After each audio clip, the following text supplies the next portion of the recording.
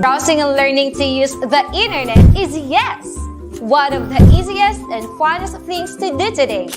A click here, another click there, and we can be anywhere. You can meet people from around the world.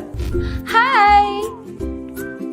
Read amazing stories and histories of the past. Ooh. And even have a glance of what may be seen in the future.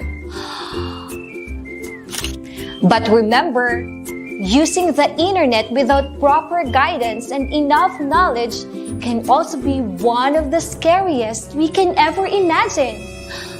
Ooh! Imagine going on an online trip, seeing the beauty of the place, when suddenly, potential scams pop up and block your way. Scams? These are dishonest tricks used to deceive people. And we don't want that to happen to any of us. So, be your own hero online. Be internet alert. If it's too good to be true, then it's most likely fake. Fair exchanges shouldn't ask for your personal information. Always think twice or ask for the assistance of your parents and guardians before accessing a new site. Be on guard for possible phishing that will ask you to log in and give your important personal details. Whew! That was close. Good thing I am internet alert. Remember, any effort to steal your information may be a form of scam. So always trust your intuition and distinguish what's real and what's fake online.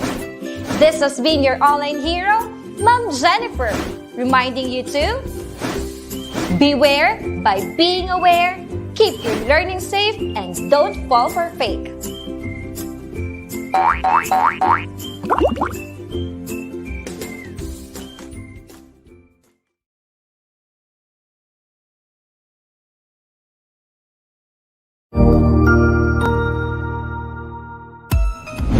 Mabuhay! Good day to all!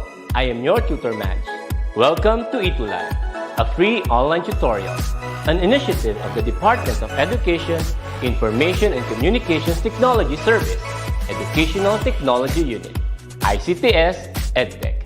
This program is aimed at helping and assisting learners from kindergarten, senior high school, ALS, Alive and SPED learners. Aside from answering the modules, the ETUlay is offering programs which you will surely look forward to. Together with our parents and teachers, the ETUlay will bridge the gaps where difficulty and ease meet in learning new knowledge and skills. So, let us prepare our modules, pen and paper. Ready your mind to see and hear worthwhile and interesting lessons. Let us now study and learn, together with our volunteer online tutors. Tara na!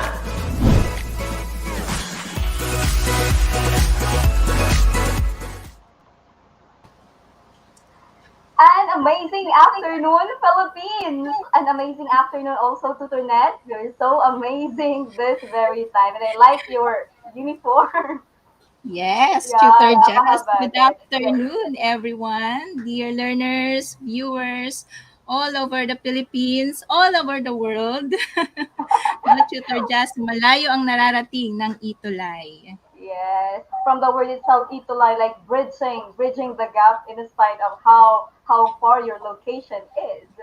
Okay, anyways, let me greet first to Turnet. Sino kaya ang ating unang pumasok sa ating live this afternoon? We have here to Turnet Jensen Veray watching from Parayo Centro Elementary School. That is from Binmalay, Pangasinan. Also, Hello, Ninette Jensen. Gladys Catamora from Danao Elementary School, Balud South District, Division of Masbate. And Ma'am Ruela Plano watching from San Lorenzo Ruiz. Good afternoon. And of course, Tristan James Olivar from Pangasinan as well. And Erica Inaj Galang from Bacoor City. Tuturnet, you do the rest. Yes, and shout out muna sa aming beautiful and ever energetic na PSDS, Ma'am Diana Marie B. Dagli. Hello, Ma'am. Good Good afternoon. afternoon. And of course, sa ating principal, butihing principal, Ma'am Regina R. Albay from San Lorenzo Ruiz Elementary School, SDO, Pasig. Hello, Pasig Good City. afternoon, Good SDO afternoon to Pasig. everyone. Of course, ang dami dyan. May SDO Pampanga, from SPVCES, SDO Isabela. Wow, ang layo ah. Okay, ayan. From Camagong Elementary School. Okay, and ano to, Luba West District, SDO Pampanga, Vanessa Alimoro. Yes.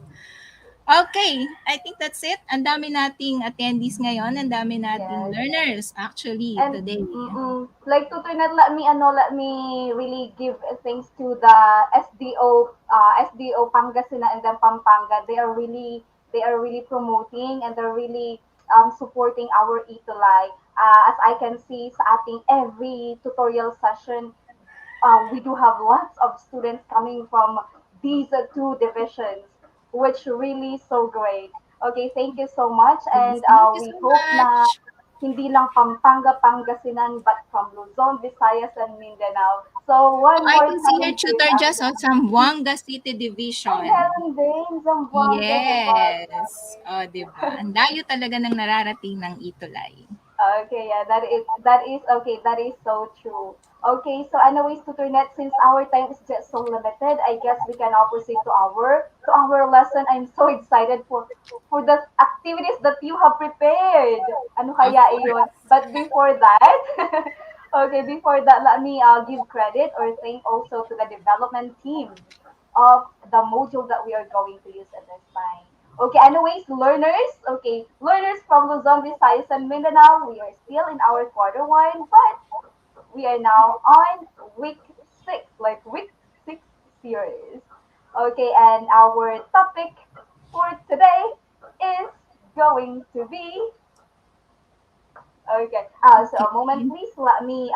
Let us share our screen first. But while we are doing that, okay, so let me greet yung mga participants natin na napakadami here. Okay, so we have here, okay, while Tutornet is sharing the screen, let me greet Angelic Joyce Cantano, good afternoon, and Vanessa Alimoro, good afternoon, tutors, and Angelic Marie Salazar from Marilao Integrated School. I guess this one is from Bulacan. And also, Patricia Lorraine Ramos Liano from Kapihan Elementary School. Advisor niya si Ma'am Gladys Ann M. Alejandria. Oh, there, I can see the screen now. Okay, learners, it's Tuesday, definitely. Tutornet, what is Tuesday? Yes, Our, Tuesday is Choose English Day. yeah, that's right. Every 1 p.m. to 1:40 p.m. Okay, so here, the development team of the self-learning module that we are going to use, from the writers to the management team, Tutornet and I want to say thank you. Okay, thank you for your hard work. And Tutornet, okay, this time we're Yes. now on week six, so we are going to talk about find finding meaning in visual media. That is our topic. But what do you expect to turn out from our learners as we go along?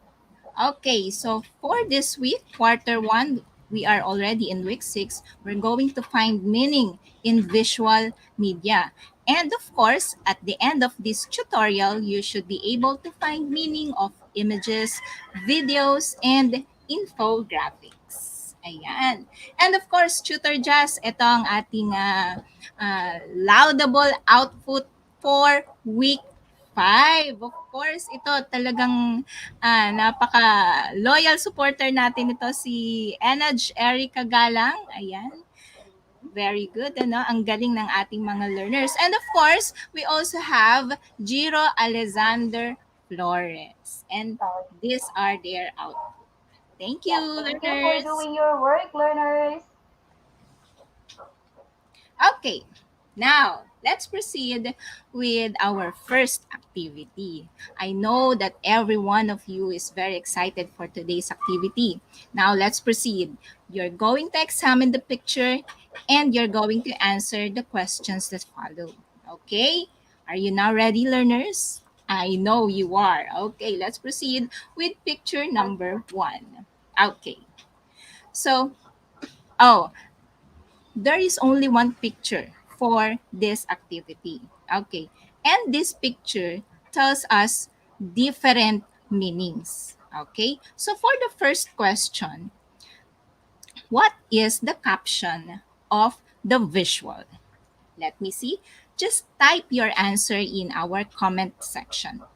Okay, Tutor Just kindly read because I cannot see their comment Ah, in my screen. okay, sabi ni Jensen Veray, Jerome, and then Inaj Erica, virus cure daw, teacher, ano, Nes? Okay, of course. So, the caption of our visual is, ayan, the virus cure. So, what does this picture tells us? Let's proceed to question number 2. Okay, so what is the first thing that captures your interest? Okay, by the way that you look at it, ano ba yung unang nakita nyo agad? Okay, Tutor Jazz, their answers. Yes. Okay, while waiting for the answer, okay, we're now on number two. Okay, learners, yung item number first followed by your answer. Okay. Oh, sabi ni Adrian Ray Rivera to Turnet, it's a medicine. And Okay, Inaj Erica Galang, woman holding a vial. And then yes, of course. vaccine. Meron namang test tube. Tuturnet, what's the answer? Okay, the answer is, of course, the test tube. But of course, all of your answers are correct. Okay, let's proceed to number 3. What is the gender? What do you think is the gender of the person in the picture? The one which is holding the test tube. Okay, which captured your interest a while ago. Okay, what do you Okay, think is the learners, gender? number Come on, three learners. now. We're number Let me 3. see. Oh, tutor net, sabi ni Jerome, girl. Inaj, Matt, Bermudez, Alea, girl. Is that right? Girl, okay. So what do you think it is? Of course, it is a female. Later on, we will Okay. discuss about that. Okay? Now let's go to number 4. What do you think is the work of this person? Okay? Let me see. For number 4, what do you think is the work? Ano kaya ang kanyang ginagawa? Trabaho. Yes, trabaho. Oh, Correct. okay, Okay. so we're Very now on nice. number four, learners. Sabi ni Adrian Ray Rivera, tutor net, doctor. Sabi naman ni Oh, Matt, frontliner. Adrian, very good. doctor. Who else? Si Inaj, her work is probably a med tech. Oh, complete sentence. Oh, Very good, Inaj. Okay, may wow. scientist, may doctor, may med tech. Tutunet, what's the answer? Okay, let's reveal the answer. Okay, it's he or she is a medical researcher. Okay, let's move on. Number 5. So, what message does the picture want to convey? What do you think is the message? For you guys, for you, dear learners, what do you think is the message of this picture? Come on, just type it in our comment section. Chatter Jazz, do we have any answers there? Okay, so moment number five. Okay, mukhang hindi pa sila nakamove on to turn sa number four. Oo nga eh. Oh, meron Okay. tayo What sabi ni is the Phil, message? Ano kayang sabi ni Phil Sebastian Sardido. Okay, the cure. Gerald R.V. Ano to? Cure for COVID. Inaj, the medical researchers wow. working on the cure of the virus. They are finding Correct. the virus cure, Jerome. So, Yes. Tutunet, what's the Okay, answer let's here? reveal the answer, Tutor Jazz. Ta-da! Okay. Ayan. So, the medical researcher is finding cure for a certain virus. Okay, and so that's it for our first activity. Let's move on now to another activity. Tutor Jazz? Okay, thank you so much for that tutornet, like a warm up sa ating mind. Okay, learners, I can see how well you did sa ating first activity and I am expecting that you'll do the same here in our next activity. So I know, learners, that you already know how to read a book, right? But do you know how to read an image or picture? Because when we read, we usually, read the text. Okay, but this Correct. time around, since we're talking about images, paano nga ba natin binabasa ang larawan or the picture? Okay, so this time I want you to say something about the picture. Okay, do you understand its meaning? And let me remind you, learners from Luzon, Visayas, and Mindanao, you have to answer teacher in a complete sentence. Let's do it, Tutor Ned. Okay, so Okay. here's the picture. I want you to look at it very well so that you can answer number one. Number one question, who are the subjects of the image? Number one, who are the subjects of the image? Look at the picture, then drop your answers on the comment box. Okay, sabi ni Matt Jared Bermudez, social distancing po. So I'm talking about who. When my question says who, then it talks about a person, right? Okay, tao po. O sabi ni this one, Matt, girl. Okay, and then two girls po, Kyle Joseph, two women. Okay, it's like women. Women. We can just say women. Okay, the girls. Okay, the answer is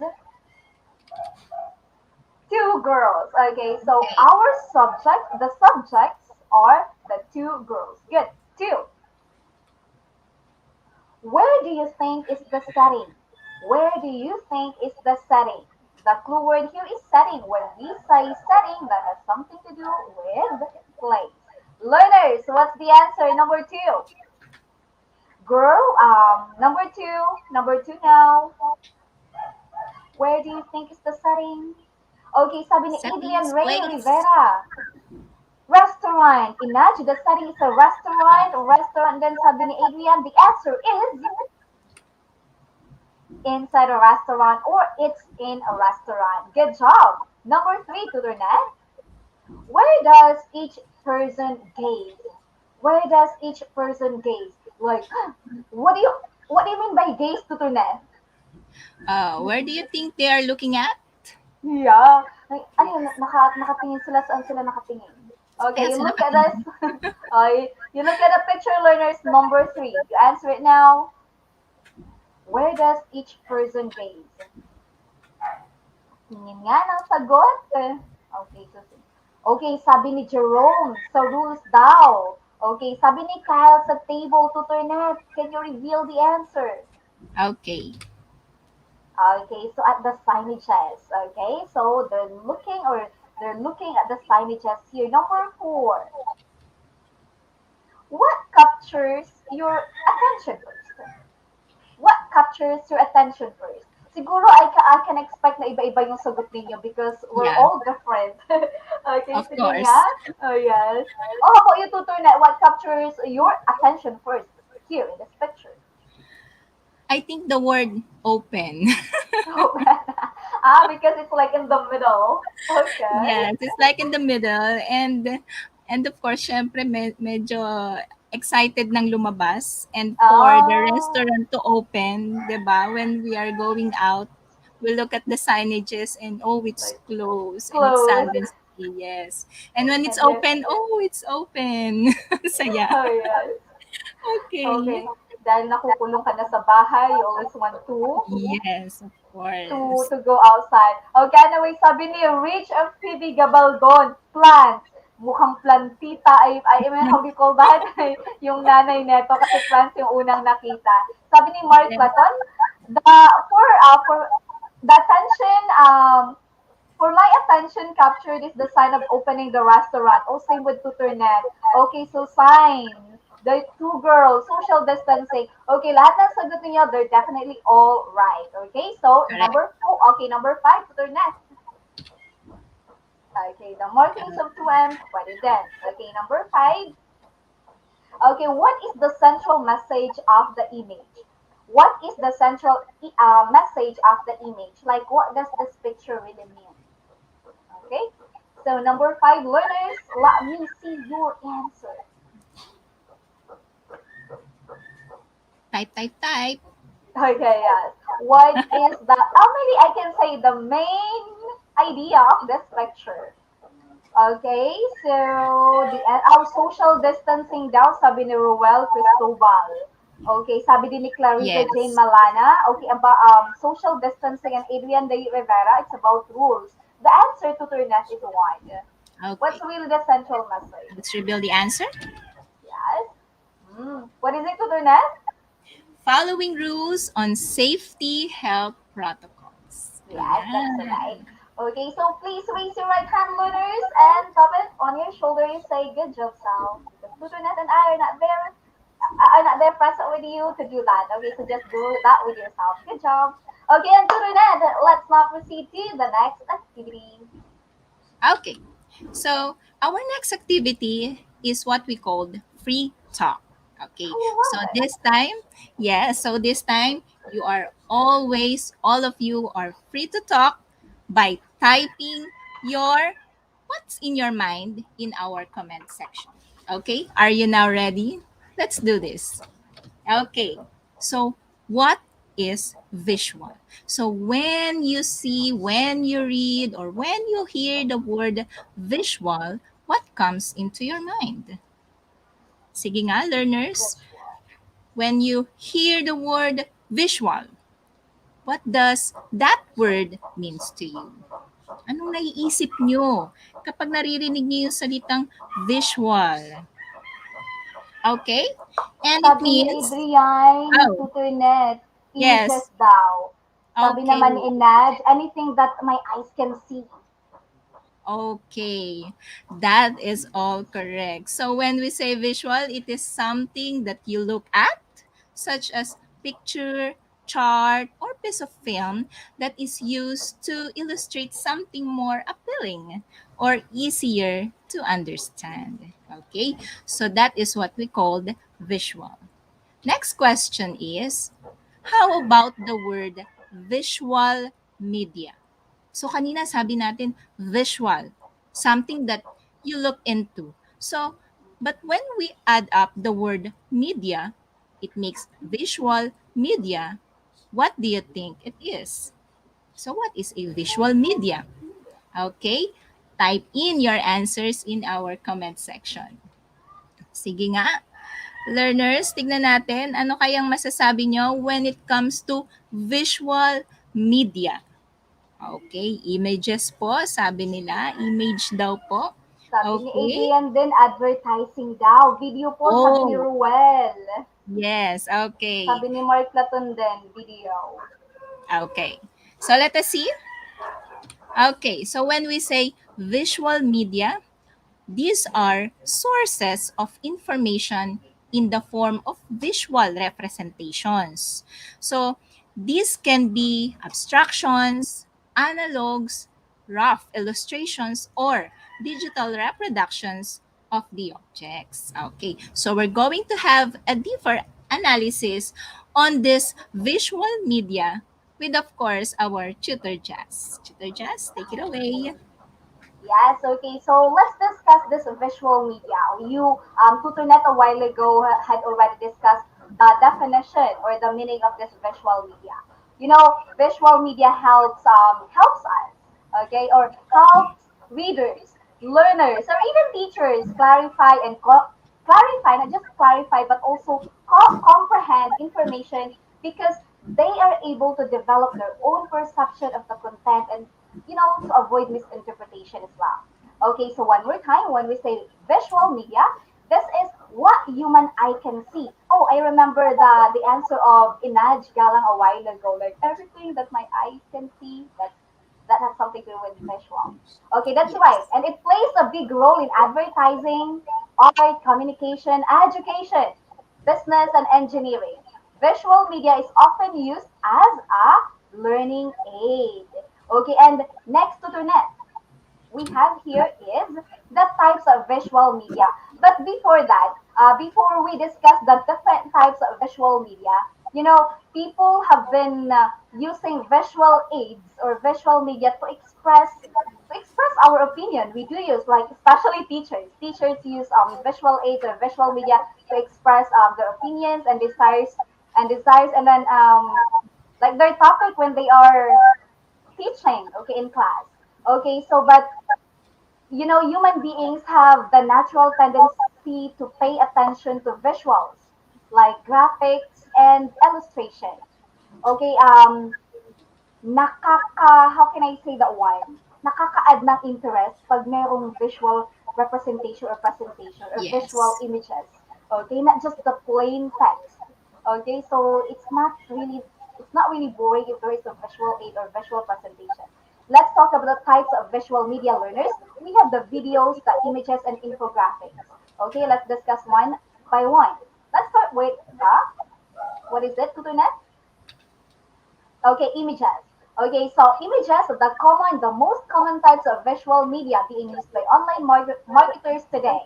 Okay, so when we use picture or image, it should be compelling enough to attract maximum views. Okay, so images are among the most common types of visual media being used by sabi nga, online marketers today. That is for the purpose to attract maximum views and generate engagement. Okay, so the images you use should be compelling enough. Okay, and what is the one? The key to use images effectively is to create multiple and customized images for your different online platform. Paano po yan? Or let's say, for example, there's no guarantee that an image that did well on Pinterest, do you know Pinterest, learners? Oh, how about you, Tutornet? Do you know Pinterest?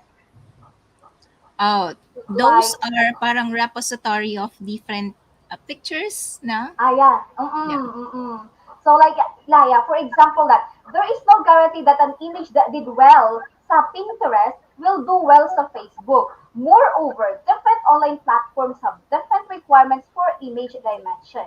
Okay, let's say for example, an oblong image worked well on your website. It will not necessarily do well on social media. So images really plays an important role in online marketers, like the people in online marketing field or business. Next one we have is video. I guess we do have the, how can I say that one? Example to turn at. Okay, there. Okay, Department of Education Division of Facilitator. So great picture. Okay, and next one to turn at is, oh, what is the one? Oh, I guess I know this picture. She's tutor net. Yes, You that is imagine. my picture at the upside down Saan yan? museum. Yes. You imagine how adventurous tutornet is? Okay, next is we have videos. What do you, can you help me define videos tutornet? Okay, so when we say videos, these are very engaging content. So internet users nowadays prefer to watch videos because they want to see what the product can do for them in real life. Katulad ng mga ginagawa natin, mga vlogs, okay? That is an example. When you use TikTok, 'di ba? Okay, Okay. Tutor Just is It's very one. into TikTok. Okay, and of course, 78% of internet users watch videos every week. Wow. That is according to the survey. And 55% people watch videos every day. Okay, katulad nitong ginagawa natin sa ETUlay, this is in form of videos after this live episode, they can also watch during their free time the recorded videos of this. And here are some example, Tutor Jazz. Yes, meron ka Yes, examples, ayan. right? Wow. Was that San Lorenzo Ruiz Elementary School? Yes. Like Okay, this oh, video is the one that I edited before for the ang tawag dito, yung activity natin sa School of San Lorenzo. And another one, okay, this one, Tutor Jazz, was shoot before, this one is for our graduation. Graduation rites for the grade 6 pupils of San Lorenzo Ruiz Elementary School. Okay, so these are some example of videos. yes, Tutor that's Jazz? right. Okay, we're finished with the images and videos. Let's proceed to infographics. Okay, infographics. Are visually attractive and present research facts and present research facts in ways that are very simple to understand, are 30 times more likely to be read than pure text content. Okay, and infographics did not exist until the digital revolution started to affect businesses. I'm just so familiar with infographics tutornet because this one is Yes. commonly used with the businesses. Let's say presentation of business proposals like that. Okay, so I'm somewhat familiar with infographics. How about you? Do you use infographics when you are preparing lesson to your in your class? Yes, usually uh, these infographics are used in mathematics and of course with science din, no, and araling panlipunan, no. If you are going to use infographics, it is more catchy with our learners, and most likely they are very very easy to read than pure text. Yes, Like Tutor. one, can you give me tutor net example of infographics? Let me discuss something in there. Okay, so there you go. You see, learners, di ba parang ang bulk ng ano ng information here sa infographics na to, but looking at this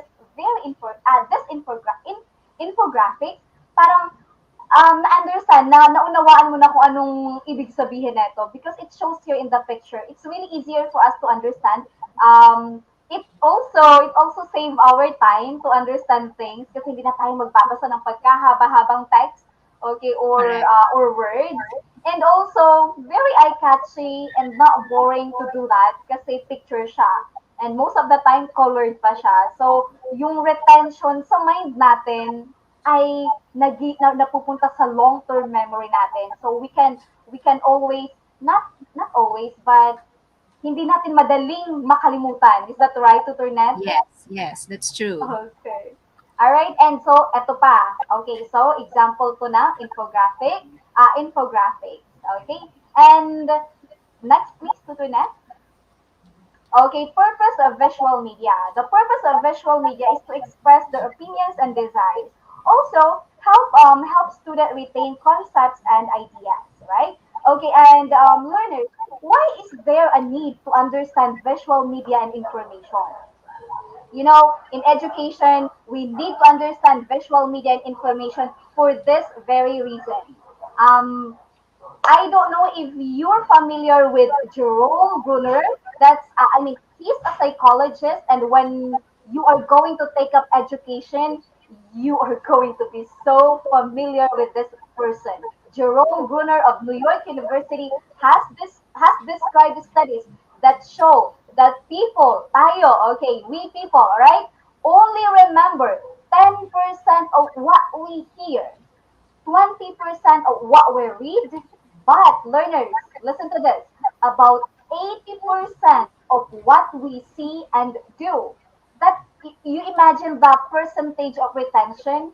So, yung picture, yung visual media and information really play a vital role in in comprehension and understanding things. Okay, because usually according to the study, 80% we remember that what we see. Okay? So, kesa dun sa binasa natin, napakinggan natin, okay? So, that's the way. Alright? That's the very reason. And Yes. also, okay, what is that one? Okay, we have your online sources. Tutornet, what is online sources? These are materials, no, that we find online. So these are electronic sources, web sources, and internet sources. So there are lots of online resources now, no, available online. You don't need to go to the to the National Library, no? Dati kasi if we're going to research, lalo na sa mga research natin, we go to the National Library and different libraries all over Metro Manila, and so, but now these are all available online. But there's a but, we have to be careful what we read, no? Tama. Not all available in the web, no, yung mga nakikita natin sa mga web sources, sa mga internet sources natin are all true. So you That's have to right. be wise enough, be vigilant enough, no, Mhm. to prevent you from fake News. Ayan. I So, remember the information yung ano yung kanina before we start the lesson, the episode, parang yes. it talks there also the use of internet because not sabi mo nga tutor net, it's not always how can I say true yung nandun. So tama yun. Be vigilant, okay? Be observant learners, okay? To Yes. avoid spreading fake news. All right. Okay, and Oh, before we proceed to that abstraction tutornet, let me somewhat sum it up. Okay, so learners, when we say visuals, okay, those are the pictures or images that are appealing to understand. Okay, and visual media, tinakbo din natin yan kanina, refers to picture, images, and graphic organizers that is used in the classroom. Could be. And you know, when we talk about visuals or visual media, papasok din yung ano visual literacy doon. And when we say literacy, this is your ability to interpret images. This is your ability to understand those pictures. Okay, so you remember visuals, visual media, and visual literacy. Okay, so let's now proceed to the abstraction part, which Tutornet will discuss to you. okay, for our abstraction, let us identify the type of visual media used in the following descriptions. You're going to type in our comment section letter I, okay, capital I for images, capital V for videos, and IN for infographics. Okay, are you now ready, learners? Okay, I'm so excited for this activity. I hope you enjoy it. Okay, number one. Okay, so what type of visual media is here in our item number one? Of course, Number type number one. one first. Okay, type number one first before your answer. Okay, learners, let us see your answer in our comment section. Ayan, mukhang may nagsasagot na. Si Okay, so Jansen number Viray. one. Okay, number one, I. Okay. How about the other learners? Come on. Vanessa Alimurong. Okay, answers also letter I. Okay. How about the others? Sige, tignan natin. Our answer for number one is, of course, letter I. That is an image. Okay, number two. How about this one? Okay, what do you think is the type of visual media being used in number two? Picture number two. Let me see from our learners. Okay, type in your answers. Sige. Okay, George Brian A. Clark. Okay, number one pa rin yung sagot niya. Okay, siguro may delay tayo ng konti, ano? May delay tayo, Mm-mm. tutor Cha, sa kanila. Tama. Kaya Or meron na number one pa rin. Adrian Ray Rivera, IN. IN. Okay. IN kay Kyle din. Kay Rich and Jensen, IN. Tutornet, what's the answer for number two? Okay, so our answer for question number two is, okay, IN. Now let's go to number three. Okay, how about this one? What do you think it is? Ayan, sige nga. Number three, come on. Learners, type in your answers. Tutor Jazz, may nagsagot na ba? Kyle Joseph Salvador Tubaan, IN daw. So as Jerome and Rich and Jensen Veray. The answer, Tutornet, is IN. Okay. Is that right? Yes, IN. Okay, very good, learners. Let's Number proceed four. to number four. Okay, what do you think is the type of visual media used in this picture? Okay, Number sige. four. Okay, learners, come on. Okay, for number four? Yes, of course. Tutor Just, may nagsagot na ba? Vanessa Alimurong, V, Del Tutornet, and Adrian Okay, Rivera, Mad, let me Jared. The see. answer is Okay, reveal. Okay, so that is for video. How about this one? Number 5. What type of San visual media is Lorenzo. this? Okay.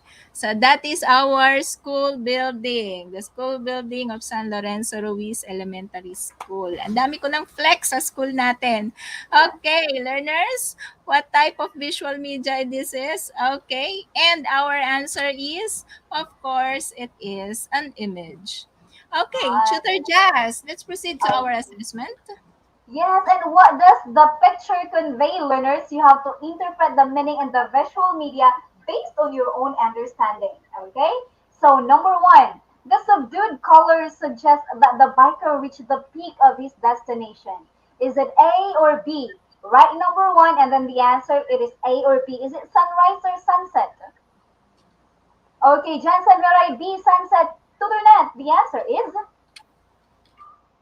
Of that course. is correct. How about for number two? This infographic is an update on, is it A or B, the cause of COVID-19 or the spread of COVID-19? Matt Jared, it's the letter B. Is that right, Tuturnet? Let's see. That is Okay. correct, Jared. How about for number three? The image shows that the player is it an amateur or expert? Number three, learners. Okay. No, my letter B, my letter A. Tuturnet, what's the answer? Okay, an expert. When we Oh. say an amateur, that's a beginner. Number four, learners. A gentle reminder to the public about A. Proper hand washing or B. Social distancing. Look at the picture. For number four, learners, is it A or B? Okay, sabi nila social distancing daw. Is that right, Tuturnet? Let's see. That's Okay. correct. Good job, learners like Matt Jared and Crisal. Number five, last. We have this event is the video presentation of is it birthday or wedding? Number five, learners, is it birthday or wedding? Sabi ni Sophia, B. Okay, may B, wedding daw. Is that right? Let's see. Definitely. That's a wedding kasi merong wedding gown. I guess nakakuha sila ng perfect score. Very good learners. You all did so well. And to sum everything what we've learned today, to do not come in. Okay, so today we have learned lots of things about visual media. Visual media is very important because you can convey your message in an engaging way, and it also allows you to see and hear the information, making it easier for us to understand. And also today we have learned three types of visual media. Number one is images, which is the most common type of visual media. Number two is videos, which are very engaging content. And number three is infographic, which is visually attractive and present research facts in ways that are very simple to understand. Tutor Jazz? Yes. And learners, since it's a week six, so you're going to have additional activity number six. What you're going to do is for you to say something about this aquarium painting. Okay, I know that you're familiar with this painting as this is very famous or popular. Write a four-paragraph composition by describing the painting. Okay, like an essay, paragraph four. Okay, so mas-search yung yung picture na to, okay, sa Google and anywhere, any website. Okay, so be guided with the following questions like what have you noticed in the picture? What are the positions of characters in the picture? Also, the feelings or emotion does the picture convey? How about the different positions of characters? Okay, and then the mood also. Okay, I want you to screenshot this one. Okay, screenshot. Okay, wait. All right, and then where are you gonna submit that? Okay, submit that sa ating English 6 DepEd ETUlay with tutors Jess and Net. Okay, doon namin kukunin yung sagot ninyo. Okay? So please, please do it, learners, and that's all for today. To the net. Yes, and this is our feedback form. Any comments and suggestion, just scan our QR code. And this has been your TutorNet for today's English 6. Okay, Tutor Jazz? And this has been your tutor Jazz. Okay, your English 6 buddy together with beautiful tutor Net. Thank you so much, learners, for being with us here here every Tuesday at 1 p.m. to 1:40 p.m. I hope that you've learned something this afternoon, and we'll see each other next week. And for that, Tutor Net is... Up next is Tutor Jace and Tutor Arnel for English 7. And with that, thank you everyone. Okay, God bless and and stay safe. Always remember, Tuesday is our choose English Day. day. Bye. Okay, bye everyone.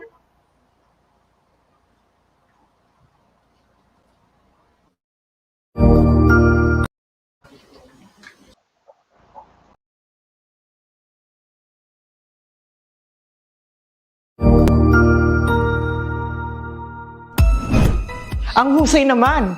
Natapos mo ang iyong tutorial session kasama ang iyong mahusay na ETUlay tutor. May bago ka bang natutuhan? I-share na yan gamit ang hashtag #ETUlayLevelUp. Huwag aalis ha, dahil may susunod pang programa na pwede mo ring panoorin at salihan. Dahil naghihintay na ang iyong mga tutors. Happy learning dito sa ETUlay!